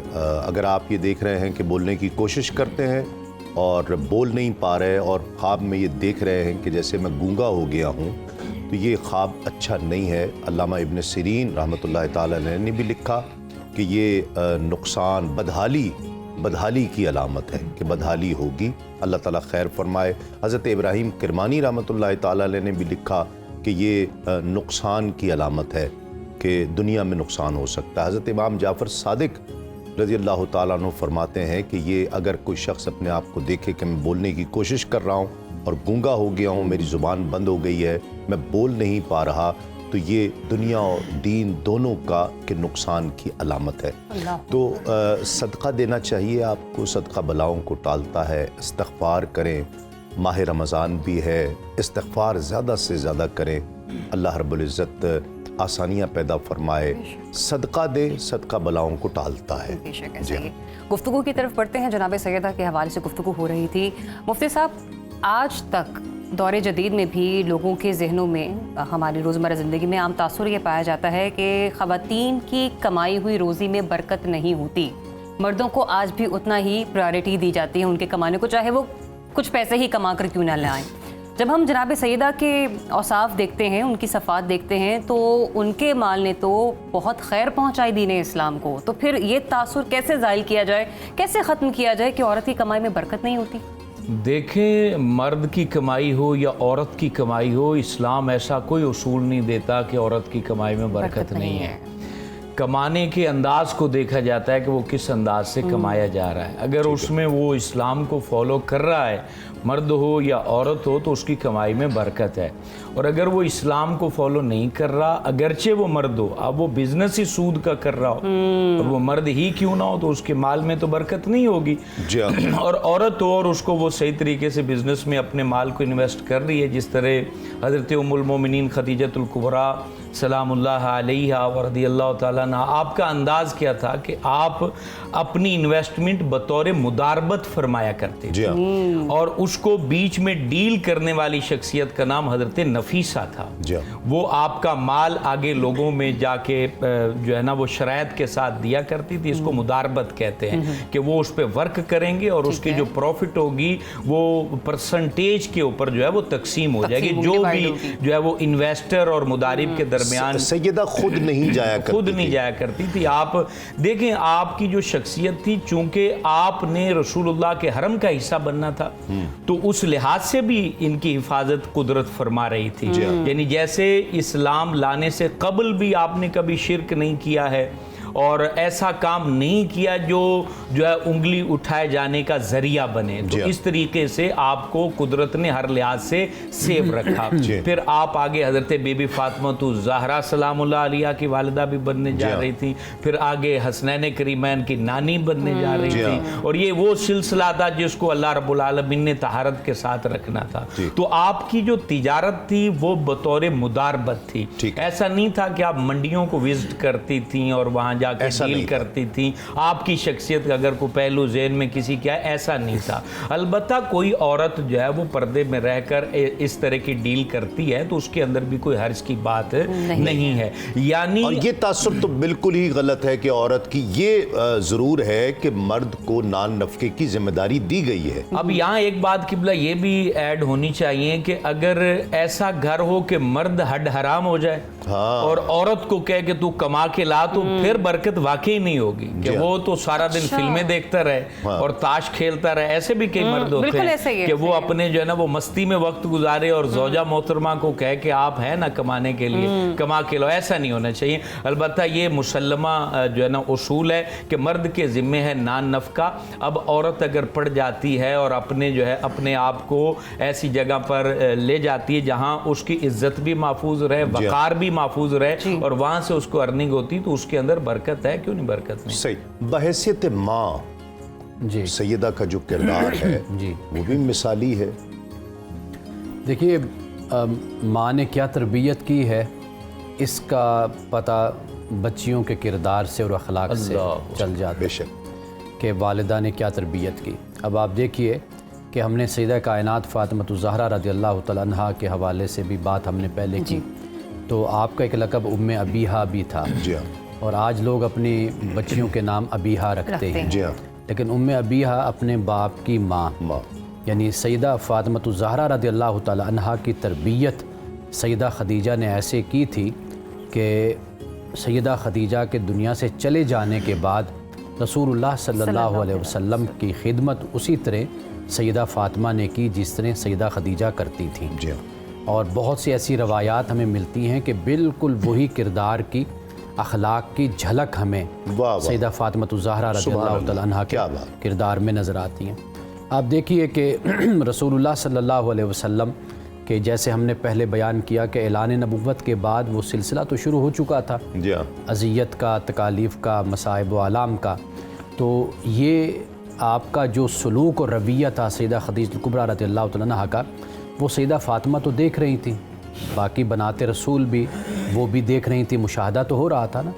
अब आप देखिए कि रसूलुल्लाह सल्लल्लाहु अलैहि वसल्लम की जो साहबजादियाँ हैं हज़रत रुक़ैया, हज़रत उम्मे कुलसूम और हज़रत ज़ैनब, आप ही की ज़िंदगी में हयात मुबारका में इनका इंतकाल होता है। आप देखिए कि किस मोहब्बत से और किस ताल्लुक़ से हज़रत ज़ैनब को आप देख लीजिए कि रसूलुल्लाह सल्लल्लाहु अलैहि वसल्लम ने उनके इंतकाल के वक्त फरमाया था कि जब उनको गुस्ल दिया जा रहा था, हज़रत उम्मे सलमा थी, हज़रत फ़ातिमा बिनते असद हज़रत अली रज़ियल्लाहु तआला अन्हु की वालिदा थी और दीगर ख़वातीन थी, तो आप यही फरमा रहे थे ना कि मेरी बेटी को ज़रा अच्छे तरीके से गुस्ल दो, इसको कफ़न दो, इसलिए कि मेरी इस बेटी ने मेरी मोहब्बत में बड़ी तकलीफ़ें उठाई हैं। और आप प्रेग्नेंट थी, हामिला थी, और ऊँट से नीचे आपको गिरा दिया गया और जिससे वो एबॉर्शन हुआ, तो आप बड़ी तकलीफ़ में रहीं, तो इसी में ही आपका फिर इंतकाल हुआ। तो गोया कि सैयदा खदीजतुल कुबरा रज़ियल्लाहु तआला अन्हा की जब तरबियत को हम देखते हैं तो हमें रसूलुल्लाह सल्लल्लाहु अलैहि वसल्लम की तमाम साहबजादियों में वो झलक हज़रत खदीजा की सीरत की और किरदार की वो हमें नज़र आती है। ये नहीं है کہ بچیوں نے یعنی بیٹیوں نے جہاں پر بھی رسول اللہ صلی اللہ علیہ وسلم کا مشن، آپ کا مقصد اور آپ کے نبوت اور رسالت جہاں پر بھی ضرورت تھی سپورٹ کی اور مدد کی اور تعاون کی، انہوں نے اپنی جان، اپنے مال، اپنا سب کچھ، جیسے رسول اللہ صلی اللہ علیہ وسلم نے فرمایا، انہوں نے آمنا و صدقنا کہا، اس لیے کہ انہوں نے بیٹیوں نے اپنی ماں کی سیرت کو، ماں کے کردار کو یہ دیکھا کہ ہماری والدہ کس طرح اپنے زوج محترم رسول اللہ صلی اللہ علیہ وسلم کے ساتھ، ہمارے ابا جان کے ساتھ کیا سلوک رکھتی ہیں، کیا طریقہ رکھتی ہیں۔ تو در حقیقت اگر بیٹیوں کے کردار کو دیکھ لیا جائے تو ماں کا پتہ چل جاتا ہے۔ آپ کو معلوم ہے آج بھی لوگ کہتے ہیں کہ بھئی جہاں رشتہ کرنا ہے تو لڑکی کو دیکھنے سے پہلے اس کی ماں کو جو آئینہ ہے، اولاد جو ہے والدین کا آئینہ ہے۔ اس کی وجہ یہ ہوتی ہے کہ بیٹیوں کا یہ جو معاملہ ہوتا ہے اس میں باپ سے زیادہ تعلق کے بجائے ماں کے ساتھ براہ راست تعلق گھر میں ہوتا ہے، تو اس وجہ سے ماں کے اثرات بیٹیوں پر اور بیٹوں پر زیادہ بھی ہوتے ہیں۔ یقینا۔ علامہ صاحب، علامہ صاحب جس سال آپ کا وصال ہوتا ہے وہ عام الحزن قرار دے دیا گیا وہ سال، اور ہم یہ دیکھتے ہیں کہ کچھ ہی عرصے میں، کچھ عرصے کے فرق سے ہی جناب ابو طالب کا بھی انتقال ہو رہا ہے اور سیدہ کا بھی، تو یہ اس کو سال کو ہی عام الحزن کہہ دیا، اور بہت تکلیف، رنج اور غم کا سال تھا جسے آقا علیہ الصلوۃ والسلام بقیہ تمام اپنی ظاہری عمر مبارک میں اسے یاد کرتے تھے۔ در حقیقت آپ کے وصال سے پہلے جو 3 سال ہیں وہ آپ نے بھی انتہائی مشکلات میں، تکالیف میں گزارے، کہ جب شعب ابی طالب میں یہ سارا خانوادہ محصور ہو گیا تھا اور لوگوں نے آپ کا بائیکاٹ کر دیا تھا، اور وہ 3 سال انتہائی مشکل تھے کہ جہاں پر خانوادہ بنی ہاشم جناب خدیجہ سلام اللہ علیہ رہیں، اور جب وہ بائیکاٹ ختم ہوا مقاطعہ تو اس کے کچھ عرصے بعد ہی جناب ابو طالب علیہ السلام اور پھر جناب خدیجہ الکبریٰ سلام اللہ علیہ دنیا سے رخصت ہو گئے تھے، اور اس کے بعد ہی آپ نے طائف کی جانب سفر کیا۔ وہ جو مصائب رسول اللہ صلی اللہ علیہ وآلہ وسلم نے برداشت کیے، اس لیے کہ جب تک یہ ہستیاں موجود تھیں، ایک جو ہے سیاسی طور پہ مکمل طور پہ آپ کی پشت پناہی کر رہی تھی، اور دوسری مالی اقتصادی طور پر بھی پشت پناہی کر رہی تھی، اس لیے کہ جناب ابو طالب علیہ السلام کے بھی، اگر اس زاویے میں ایک بات کہہ دوں کہ یہ تو مشہور ہے کہ 25 سال کی عمر میں آپ جناب خدیجہ کا مال تجارت شام لے کر گئے، اس سے 15 سال تقریباً پہلے رسول اللہ نے تجارت کے لیے شام کا سفر کیا تھا۔ اس لیے یعنی اگر ہم یہ ایک تاجر ہونے کی حیثیت سے اس خانوادے کو دیکھا جائے تو یہ خود بھی جو تھا صاحب ثروت خاندان تھا، یہ مکہ کے سردار لوگ تھے، خانہ کعبہ کے متولی لوگ تھے، جی بالکل۔ اور وہیں پہ وہ جو بصرہ کا مقام ہے، اگر آج بھی لوگ وہاں پر جائیں کہ جہاں سے راہب نے چرچ سے دیکھا اور سوال کیا یہ شخص کون ہے، آج بھی بصرہ شام کے شہر میں وہ چرچ موجود ہے، اس کا ڈھانچہ، اور اسی شہر میں رسول اللہ صلی اللہ علیہ وآلہ وسلم کی اونٹنی کے قدموں کے نشان بھی آج تک موجود ہیں۔ واہ واہ واہ، سبحان اللہ۔ اور وہاں سے رسول اللہ پھر واپس مکہ تشریف لے کے آئے، اور در حقیقت رسول اللہ نے اس سال کو ایک خاص پہچان جو دی عام الحزن کہ یہ غم والا سال ہے، یعنی آپ نے 2 چیزوں کی طرف نشاندہی فرمائی۔ ایک تو یہ کہ جو ہستیاں اس سال میں جا رہی ہیں وہ عام ہستیاں نہیں، وہ انتہائی قدر و منزلت والی ہستیاں ہیں، اور دوسرا آپ نے اس چیز کی طرف اشارہ کیا کہ جب ایسی عظیم ہستیاں دنیا سے جائیں تو ان کے سوگ میں غم منایا جانا چاہیے۔ یہ سنت رسول صلی اللہ علیہ وسلم۔ اسی کے ساتھ ہی نعت رسول مقبول صلی اللہ علیہ وسلم کی طرف پڑھتے ہیں شان الہی سالمی صاحب۔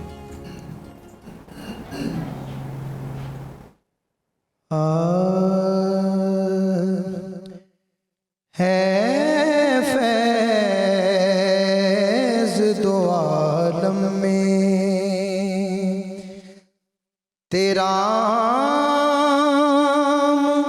خدیجہ،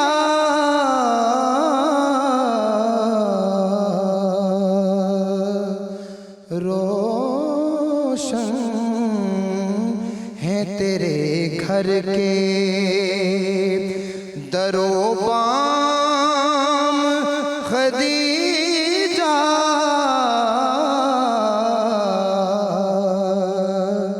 ہے فیض دو عالم میں،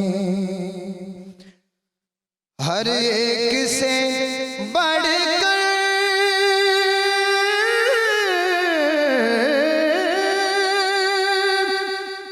شہ عالم سے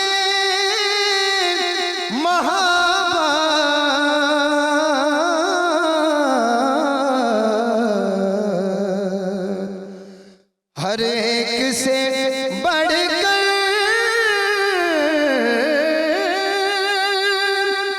شہ عالم سے محبت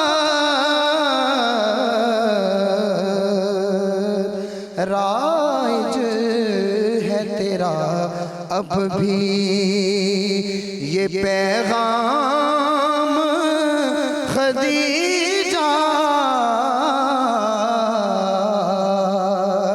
رائج ہے تیرا اب بھی یہ پیغام خدیجہ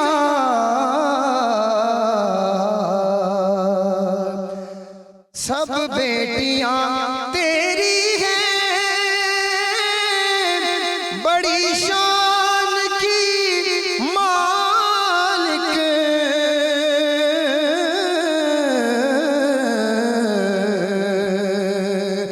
سب بیٹیاں تیری ہیں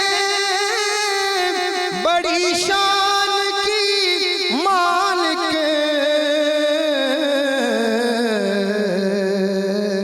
ازواج میں اونچا ہے تیرا نام خدیجہ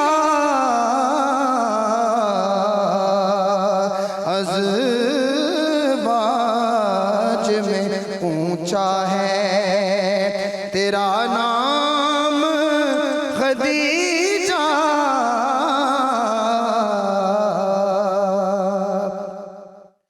قائم ہے تیرا ذکر یہ جب تک ہے شریعت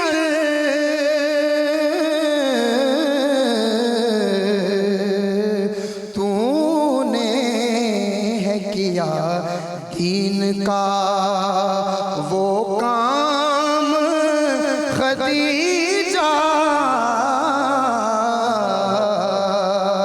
تو نے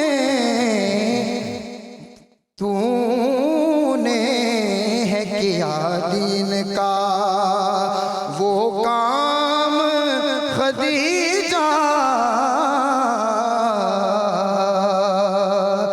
مظہر تیری عظمت کا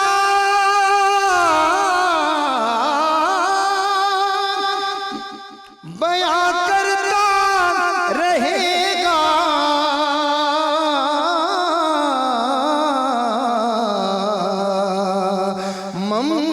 ممنون تیری ذات کا اسلام خدیجہ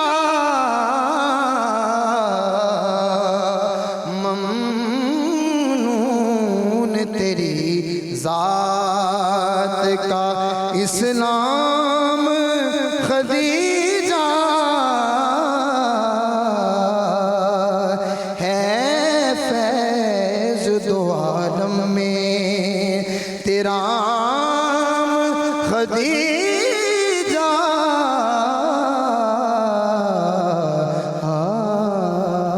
بہت خوبصورت، بہت ماشاءاللہ جی، خوبصورت، بہت ماشاءاللہ۔ خوب ماشاءاللہ۔ ناظرین کرام، ایک وقفہ لیں گے، وقفے کے بعد لوٹتے ہیں اور یہ مقدس ذکر جاری رہے گا۔ دیکھتے رہیے صدائے رمضان۔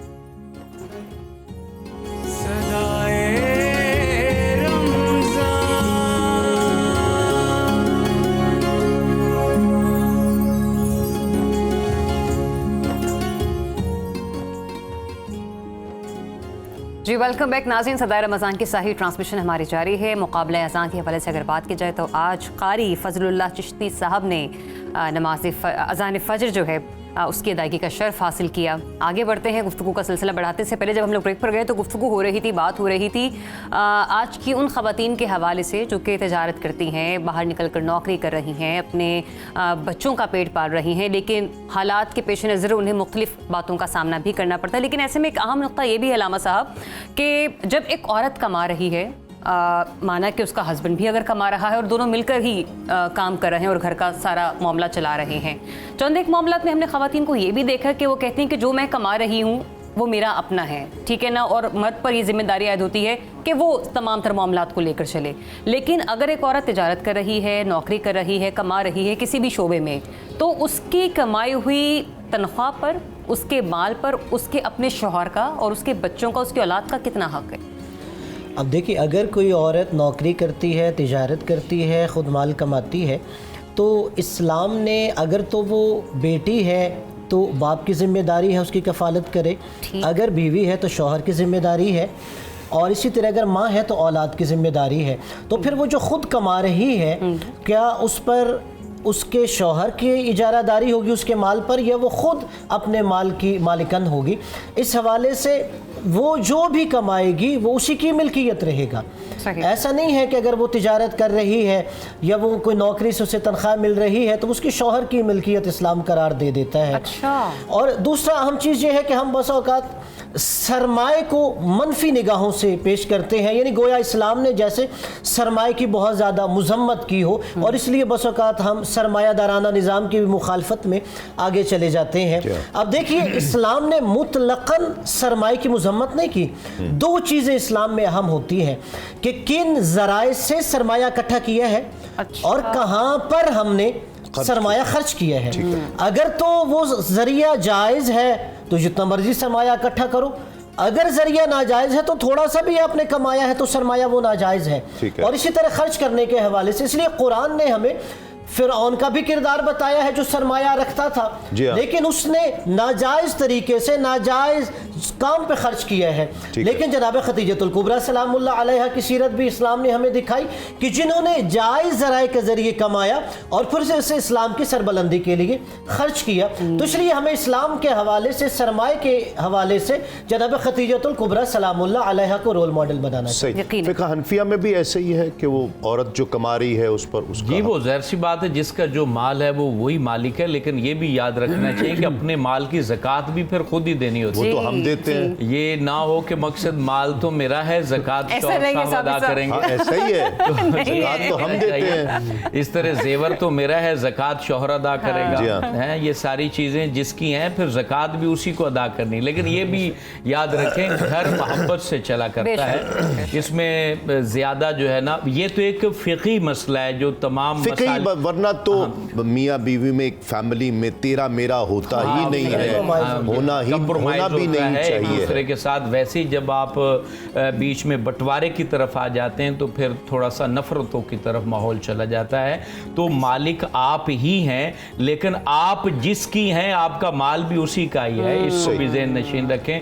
محبتوں سے پھر گھر بڑے خوبصورت چلا کرتے ہیں, جیسے حضرت خدیجہ. اچھا, یہ جو اب موجودہ حالات میں ہم جب سیرت پڑھتے ہیں, میں تینوں احباب سے یہ گزارش ہے کہ اس پر گفتگو فرمائیں, رہنمائی فرمائیں کہ ہم جب ایسی ہستیوں کا کہ جن کا جب ذکر آ جائے تو گردنیں جھک جایا کریں, ایسی ہستیوں کا جب ہم ذکر سنتے ہیں, پڑھتے ہیں, تو ہم انہیں ما فوق الفطرت سمجھتے ہیں کہ ہم ان کو فالو نہیں کر سکتے, ان جیسے تو ہو ہی نہیں سکتے ہیں, یہ تو ناممکن ہے. لیکن ہم ان کی پیروی, ان کے نقش قدم پر تو چل سکتے ہیں. اپنے یہاں ایسی ہستیوں کی ایک سیرت کی ایک جھلک بھی آ جائے تو گل و گلزار ہو جاتا ہے گھر. دیکھیں, جہاں تک مقام و مرتبے کا تعلق ہے تو واقعی ہم ان جیسے نہیں ہیں, نہ ہی بن سکتے. بے شک. اور جہاں تک ان کی عادات کریمہ کا تعلق ہے تو ان کی عادتیں بیان ہی اس لیے کی گئی ہیں کہ ہم ان کو فالو کریں. آپ کا مائک معذرت کے ساتھ مائک چیک کر رہے ہیں. چل پڑا ہے. جی جی بسم اللہ. ٹھیک ہے چل رہا ہے. تو اگر ہم ان کے جو ہے وہ عادات کریمہ کو دیکھیں تو عادات کریمہ اسی لیے بیان کی گئی, ہسٹری میں, تاریخ میں اسوہ حسنہ بیان ہوا کہ ہم اس کو عمل کریں. اور دوسری بات یہ ہے کہ جہاں تک دنیاوی تکلیف کا تعلق ہے تو وہ ان تکالیف کو اسی طرح محسوس کرتے جس طرح ہم محسوس کرتے ہیں. مقصد ان کا جسم کوئی ایسا نہیں تھا کہ وہ زمینی مخلوق نہیں تھی, ان کو تکالیف بھی آتی تھی. مال خرچ کرنے پر جو چیزیں ہم محسوس کرتے ہیں, جو کمانے پر ہماری جو ہے نا وہ صحت خرچ ہوتی ہے, طاقت فطری چیزیں ہیں, یہ فطری چیزیں, یہ سب کچھ انہوں نے کیا ہے.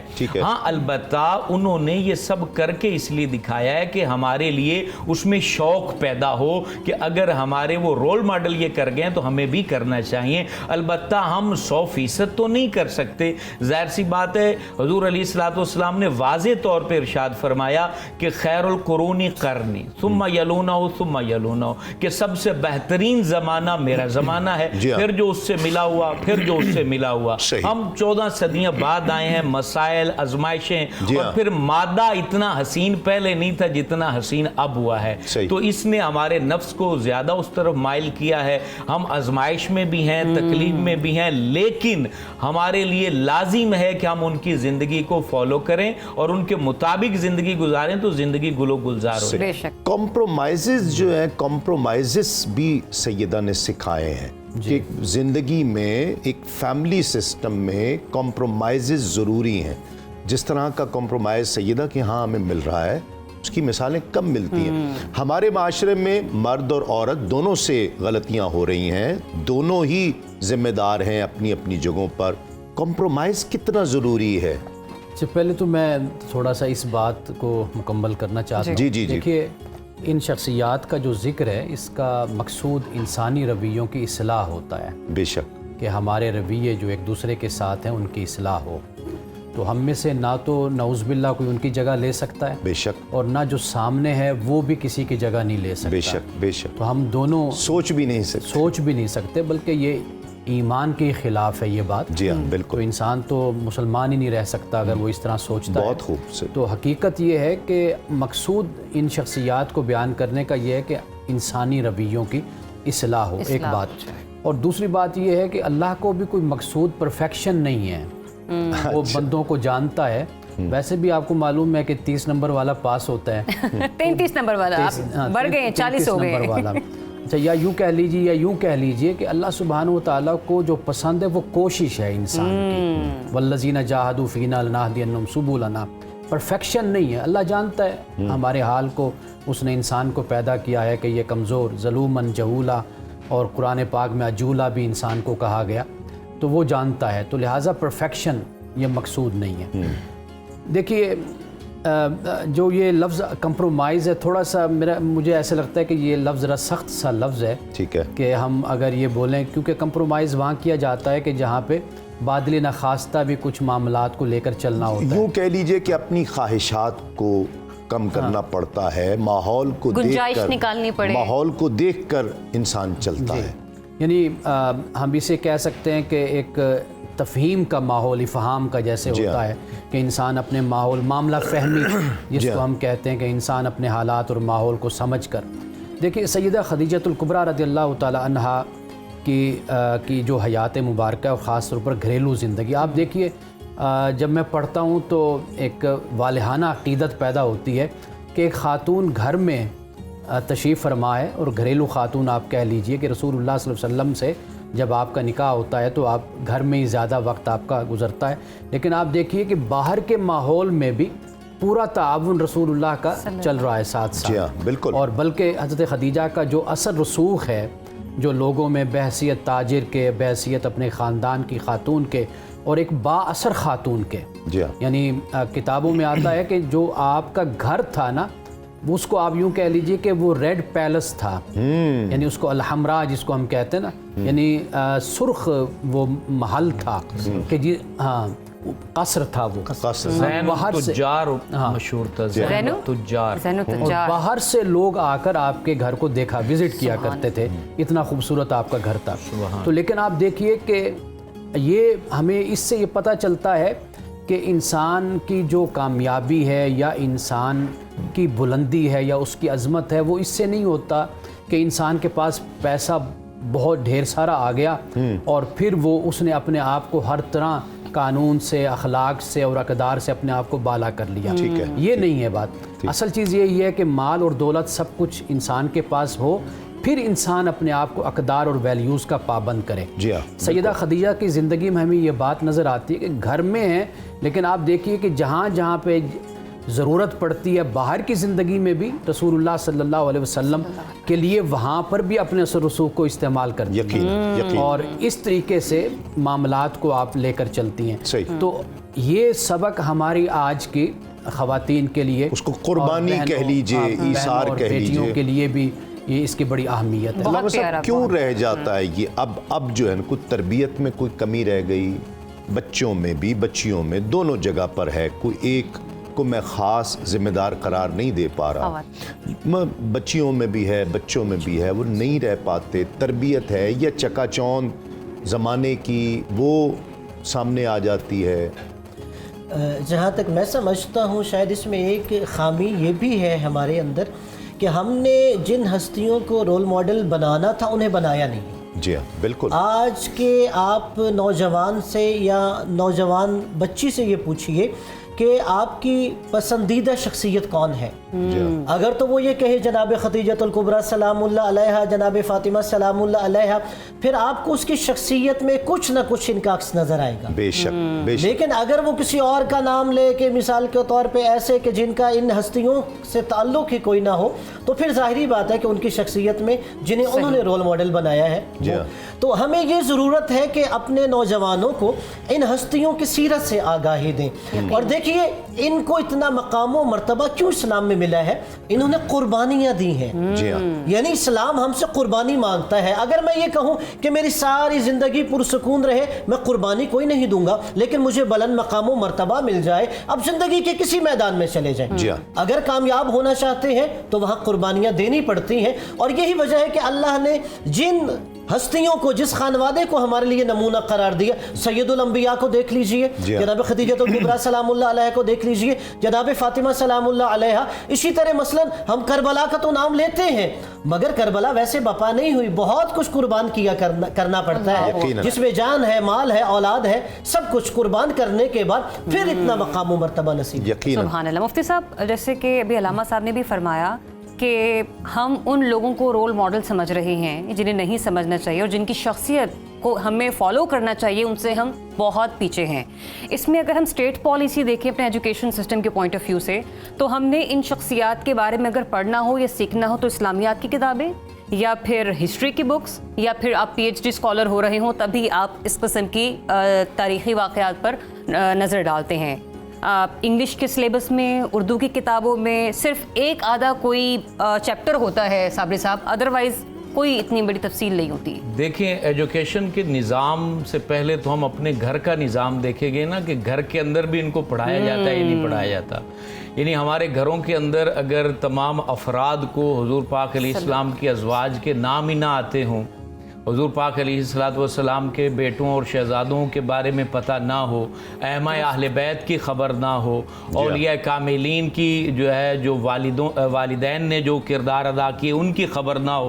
حضرت نظام الدین اولیاء رحمۃ اللہ تعالی علیہ کی ماں جو تھی وہ سوت کاٹ کے اپنے بچوں کو پالا کرتی تھی, اور جس دن وہ سوت بکتا نہیں تھا تو حضرت نظام پاک کہتے ہیں ہماری ماں آ کے کہتی تھی بیٹا آج ہم اللہ کے مہمان ہیں, شکوہ نہ کرنا. یعنی جب آٹا نہیں ہوتا تو یہ تعلیم, یہ چیزیں ہمارے گھروں میں کہاں پتہ ہے. ہمارے گھروں میں تو یہ پتہ ہے کہ کون سا ڈرامہ سیریل چل رہا ہے اور کون سی نئی فلم آئی ہوئی ہے, کون سا اداکار مشہور ہو چکا ہے. جب ہم سب سے پہلے, وہ بڑی خوبصورت بات کسی نے لکھی, کسی صوفی نے کمال بات لکھی کہ آپ کا سب سے پہلے آپ کے ذمہ لازم ہے کہ اپنی اولاد کو اپنا تو سمجھو. جب اپنا سمجھو گے تو ان کا خیال رکھو گے کہ انہیں کچھ بتانا بھی ہے, انہیں کچھ سکھانا بھی ہے. ہم جب روزانہ کم از کم 5 منٹ بھی اپنے بیٹی کو بتائیں گے کہ ہمارے کون کون رول ماڈل ہیں, تو اگر انہیں اسکول میں نہ بھی پڑھایا جائے تو روزانہ کے 5 منٹ مہینے کے 150 منٹ قبلہ بنتے ہیں, اور ان میں سے 10 منٹ کی بات تو انہیں یاد رہ جائے گی. جب ماں بھی نہیں کچھ بتائے گی, باپ بھی نہیں بتائے گا, تو پھر استاد کی تو وہ اولاد نہیں ہوا کرتی ہے, وہ تو مجبور ہے جو بھی نصاب بن جاتا ہے اس کو وہ پڑھا دیا جاتا ہے. ہاں البتہ اسٹیٹ کی ذمہ داری ہے کہ وہ ایسا نصاب ترتیب دیں جو ہمارے اخلاق کے لیے بہترین ثابت ہو اور ہماری نسلوں کو روشن کرنے میں معاون ثابت ہو. یقیناً. کلام شامل کرتے ہیں جی غلام فرید چشتی صاحب, بسم اللہ.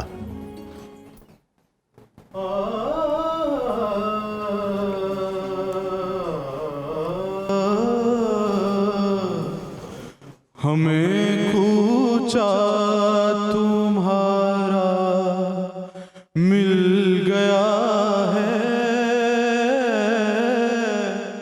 ہمیں کوچا تمہارا مل گیا ہے، غریبوں کو سہارا مل گیا ہے۔ کئی دن سے بھور میں تھا سفینہ، کئی دن سے بھور میں تھا سفینہ، بحمد اللہ کنارہ مل گیا ہے، بحمد اللہ کنارہ مل گیا ہے۔ تو اپنی چاندنی اے چاند لے جا، تو اپنی چاندنی اے چاند لے جا، ہمیں دل بر ہمارا مل گیا ہے، ہمیں دل بر ہمارا مل گیا ہے۔ فلک پر ڈھونڈتے تھے جس کو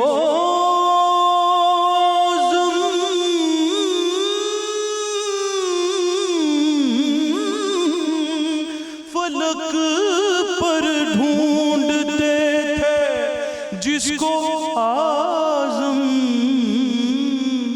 زمین پر وہ ستارہ مل گیا ہے، زمین پر وہ ستارہ مل گیا ہے، ہم غریبوں کو سہارا مل گیا ہے۔ واہ، ماشاءاللہ ماشاءاللہ۔ قبلہ پیغام کیا کہتے ہیں آج کے تعلق سے، آج کے موضوع کے تعلق سے، اور موجودہ ماحول میں کس طرح سے ہمیں سیرت سے سبق لینا چاہیے؟ دیکھیں، سب سے پہلی بات تو یہ ہے کہ محسنہ کائنات جیسی ہستیوں کو ہمیشہ یاد رکھا جائے، صرف ایک دن کے لیے نہیں، شب و روز ان کے پیغام کو کہ اپنا تن من دھن رسول اللہ صلی اللہ علیہ وسلم کے نام کر دو تو کائنات اللہ تمہارے نام کر دے گا۔ جی قبلہ، میری گزارش یہ ہے کہ موجودہ حالات میں ان شخصیات کا جو ذکر ہے وہ اس انداز سے ہمارے ماحول میں ہو کہ اس سے متفقہ طور پر یہ بات سامنے آئے کہ یہ کسی خاص مسلک یا فرقے کی نہیں بلکہ یہ امت کی شخصیات ہیں۔ بے شک، بہت اچھی یہ بات۔ ہمارے گھروں میں، چونکہ ابھی آپ یہ بات کر رہے تھے، تو ہمارے گھروں کا سب سے بڑا مسئلہ یہ ہے کہ ہمارے بچے اب اویئرنیس رکھتے ہیں، وہ یونیورسٹیوں میں جاتے ہیں، باہر کے اداروں میں پڑھتے ہیں، تو وہ جو آئے دن کے جو یہ مسائل ہمارے ہاں ہوتے ہیں اختلافی، اس سے وہ بڑے بیزار ہوتے ہیں۔ اس بیزاری کی بنیاد پر وہ بالکل شخصیات کیا، وہ اسلام سے بھی پھر بیزار ہونا شروع ہو جاتے ہیں۔ تو اس لیے علماء، وہ اہل تشیع ہوں، وہ اہل سنت ہوں، انہیں بیٹھ کر کوئی ایسا یعنی مدون کرنا چاہیے کتابیں کہ جس میں متفق علیہ باتوں کو ان شخصیات کے حوالے سے بیان کی جائیں، تاکہ ہم اپنی نسل کو یہ دکھا سکیں کہ دیکھو یہ ہیں یہ شخصیات اور یہ اور اس پر تمام امت کا اتفاق ہے، یہ طریقہ ہو۔ جی قبلہ، بہت خوبصورت جہاں پہ انہوں نے بات کی، میں وہیں سے آگے بڑھاتا ہوں۔ اور اس کے لیے جیسے علماء کی ذمہ داری ہے، اسی طرح ریاست کی بھی ذمہ داری ہے۔ اور ہم نے دیکھا کہ ریاست نے ایک یکساں قومی نصاب بھی بنایا کہ جو سب طبقات کے لیے قابل قبول ہو، لیکن افسوس یہ ہے کہ وہ بجائے اتحاد اور اتفاق کے قوم کو انتشار کی طرف لے کے جا رہا ہے. اس کی وجہ یہی ہے کہ یہ شخصیت جیسے انہوں نے کہا کہ جو ساری قوم کا سارے مسلمانوں کا سرمایہ ہے ان کو ڈسکس کیا جانا چاہیے, ان کو نصاب سے نکال دیا گیا ہے. اس لیے اس طرف ریاست کو بھی متوجہ ہونا چاہیے کہ ہمیں ایسا یکساں قومی نصاب بنانا چاہیے. کسی سازش کی وجہ سے ہے یہ کیا اس میں ہے؟ کوئی شک نہیں کہ اس میں سازش شامل ہے کہ جتنی ہماری نصاب کمیٹیاں ہیں اگر ان پہ نظر دوڑائی جائے تو وہ در حقیقت یہ نہیں چاہتی کہ ایک ایسا نصاب مرتب کیا جائے کہ جس کے لیے تمام طبقات جو پاکستان میں مسلمان کسی طبقے سے تعلق ہو بلکہ غیر مسلم ان کے لیے بھی قابل قبول ہونا چاہیے. وہ سمجھتے ہیں میرا صرف جس گروہ سے تعلق ہے صرف وہ قابل قبول ہونا چاہیے, نہیں اس کے لیے ریاست کو بھی اپنی ذمہ داری ادا. ہمارے ہاں ایک عالم گزرے ہیں جعفر شاہ پھلواروی صاحب, اچھا, ان کی کتاب ہے مجمع البحرین, جی ہاں, اس میں انہوں نے اہل السنت اور اہل التشیع کی جو متفق حدیثیں ہیں روایات ہیں اس میں ان کو جمع کر دیا ہے. شخصیات کے حوالے سے یعنی احادیث یعنی جو متفق علیہ حدیثیں. کہنے کا مطلب یہ ہے کہ دونوں مسالک جو بڑے ہیں ان میں بہت سے نکات اور بہت سے مقامات اور بہت سی یعنی باتیں ایسی ہیں کہ جو متفق ہیں. ٹھیک ہے, تو ان کو قوم کے سامنے لایا جائے تاکہ یہ جو نوجوان خاص طور پر الہاد کی طرف جا رہے ہیں, ملحد بن رہے ہیں, اس کی بنیادی وجہ یہی ہے کہ وہ دیکتے ہیں معاشرے میں بلا نفرت وجہ ہے, تعصب ہے. کنٹروورسیز میں پڑ رہے ہیں, لڑائی ہو رہی ہے, میں اگر یہاں عرض کروں مشترکات زیادہ ہیں جن کو نوجوانوں کو بتانے کی ضرورت ہے. اور ہم کیا کرتے ہیں, اور اس کی ایک وجہ کیا ہے, یہ عوام بھی ہے.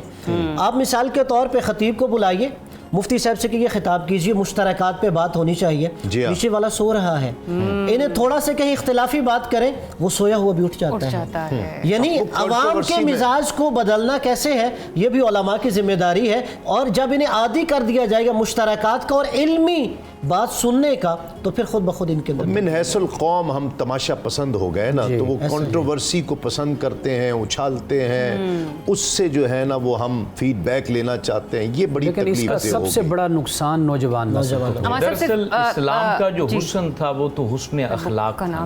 حضور علیہ السلام نے کہا میں آیا ہی حسن اخلاق کو مکمل کرنے کے لیے.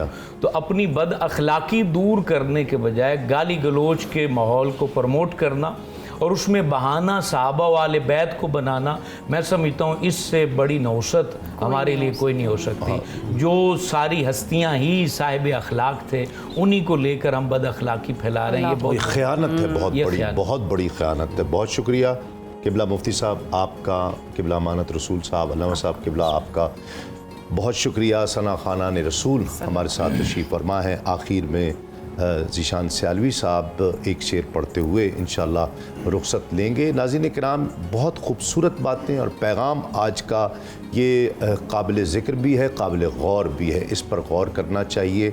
تمام مکاتب فکر کو بیٹھ کر ایسی وہ شخصیات, ایسی مبارک مقدس ہستیاں جو صحابہ کرام میں سے ہیں, اہل بیت اطہار میں سے ہیں, اور ان پر اکٹھے ہو کر ایک جگہ پر بیٹھ کر مشترکات تلاش کر کے وہ ہمارے بچوں تک پہنچنی چاہیے تاکہ آپس میں اتحاد, پیار اور محبت اور یگانگت کا ماحول پیدا ہونا چاہیے. آج اتنا اچھا پیغام, اسے بھی فیضان سمجھیے حضرت سیدہ خدیجۃ الکبریٰ رضی اللہ تعالی عنہا کا. اللہ کریم ہمیں ان کی غلامی کا شرف عطا فرمائے. انشاءاللہ افطار کے پروگرام میں آپ سے ملاقات ہوگی. تسلیم احمد صابری اور زریاب راجپوت کو اجازت دیجیے. السلام علیکم. تسلیمات. بلغ العلا بکمالہ کشف الدجی بجمالہ حسن جمیع خصالہ صلو علیہ وآلہ صلو علیہ وآلہ جسے چاہا در پہ بلا لیا جسے چاہا اپنا بنا لیا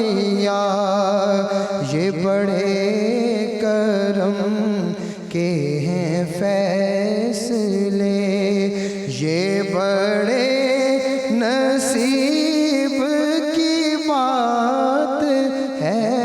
बलागल उला बेकमाल ही, मैं था क्या मुझे क्या बना दिया, मुझे इश्क़ अहमद अता किया। हो भला हुजूर की आल का, हमें मरना जीना सिखा